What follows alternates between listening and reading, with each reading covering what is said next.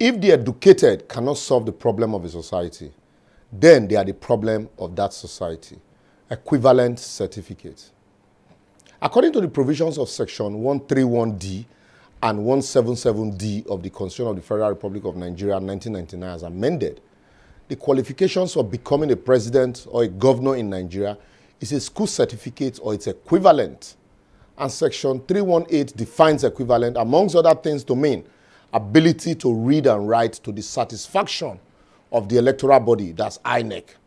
Yet, to get a job for the same country, you need second-class upper degree and 3 years experience and should be less than 25, despite ASUU strike.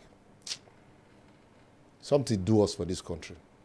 Despite this reduction in disqualification bar, some people, either they look for their certificate or no get at all and no fee use equivalent, like Aminu Masari. Remember, some people even ask Buhari then to present tissue paper, they go vote for him. But today, I beg, I want to ask you how market. How many of us remembered Biobarakumo Degi Remio, Abina Degi Biobarakumo Wagaga, the running mate to David Lyon of Bayelsa, when Supreme Court sacked over certificate saga after they don't do pre-parade? David Lyon no go forget that guy. The same scenario almost played out in Delta State recently when Justice Taiwo of the Federal High Court invalidated the primaries that produced Oboroweri Sheriff Orowedo, Abina Oboroweri Francis Sheriff Orowedo now, on the ground that he supplied false information and submitted forged or dubious certificate and credentials to participate in the primaries. But really, why are our politicians who like fake or forged themselves? If you know how many politicians have questionable certificate in this country, you will feel sorry for Nigeria. Anyway, watch my advocacy on certificated certificates for that video.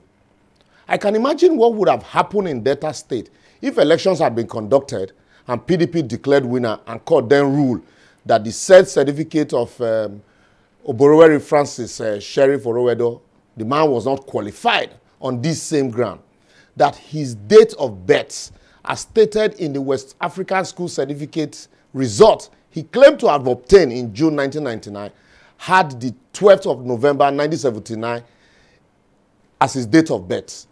And in an affidavit sworn by him for a declaration of his age, he claimed to have been born on the 19th of June 1963. How can one reconcile all of this inconsistency? I no fit, even if the court said no fit. But really, I want to ask, if he was born in 1979, how he take finish secondary school in 1999, 10 years later? Whether again a whiz kid, I've been a whiz guy or whiz man self. But if he was born in 1963, as sworn to by him in his age declaration, it means in 1999 he was 36 years old. How then was he able to sit for an examination he was ineligible to sit for? Since by virtue of the rules and regulations guiding the conduct of the West African examination, the May-June exam is strictly reserved for secondary school students in schools.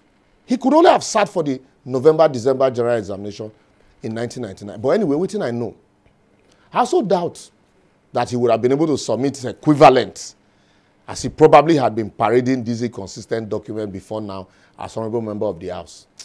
But now, what for Wire Road, Sha? But really, as a worry boy, I want to ask, is this the best Governor Ifeanyi Okowa, a highly trained medical doctor, could bequeath to Delta State?